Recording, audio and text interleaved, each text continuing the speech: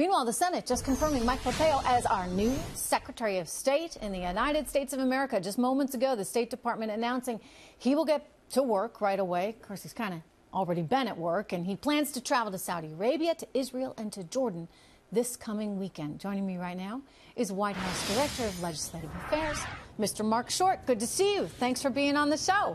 Thanks for having me on, Trish. Appreciate it. So good news. It took a while, maybe longer than some thought. You know, Director Pompeo did a phenomenal job at the CIA. We're excited. He's at the State Department and just came back from the Supreme Court where he was sworn in, and he's on a plane to Brussels for a NATO conference, and he's going to do a phenomenal job for us. He's certainly going to have his hands full. There's a lot to do. And, you know, he's already gotten started to a certain extent. He's already been over now to North Korea. He's been talking to Kim Jong-un. Give us some sense of where that's going. Well, we look forward to the president having a summit with the North Korean leader to help make sure that North Korea denuclearizes. I think that's obviously something that multiple administrations have been working toward. Director Pompeo, as the head of the CIA, was integral in getting us to a point where we could have discussions. He's been leading our effort to provide massive pressure to North Korea. We're cautiously optimistic about upcoming hearings, but we recognize that he's been a murderous dictator who has been dishonest on the national stage many times before. So the president's going to be expecting to see full denuclearization before concessions are given. Let me ask you about China. We have Secretary Mnuchin over there who's going to be trying to work through some of these trade issues.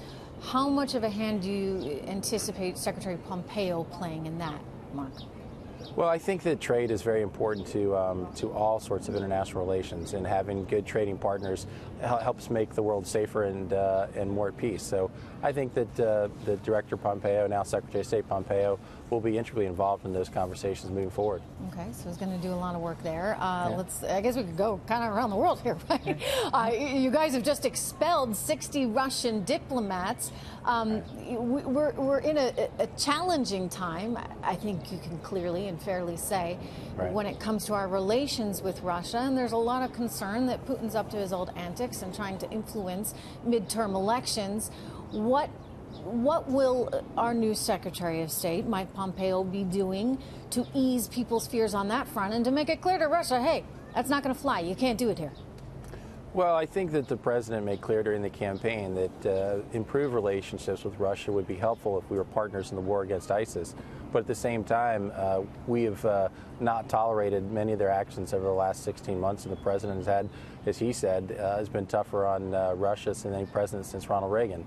And when it's not just the 60 diplomats that have been expelled, it's additional sanctions. It's also arming Ukraine, where the previous administration allowed Russia to take over Crimea. This administration has actually helped to arm Ukraine so they can make sure they defend themselves against Russia. We just had a big state dinner there for Macron.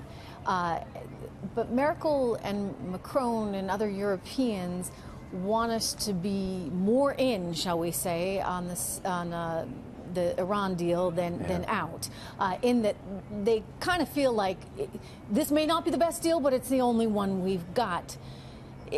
How do you think the president is thinking about that? How is our new Secretary of State thinking about that? And what will it mean for the future of the Iran deal? Trish, I think that the president said during the campaign that it was a terrible deal. To remind your viewers, we sent $1.7 billion in cash to the mullahs in Iran with promises of cooperation in the future that have not materialized. In essence, all they've done is continue to foment terrorism across the Middle East, fund terrorist attacks on our allies, on innocent civilians, and perhaps even done that with the money that was provided by the American taxpayer. So we think it's a terrible deal. I think that there's a sunset problem, as well as the reality that there's been no inhibition against Iran from continuing to partner with terrorist regimes, whether or not helping in Syria or whether or not helping in other parts of the Middle East. So I think that Director Pompeo has shed light on that as CIA Director, and I think that he and the President are in lockstep about what needs to be done with Iran. All right. Well, we'll all be watching. It's good to see you, Marc. Thank you. Thanks for having me on.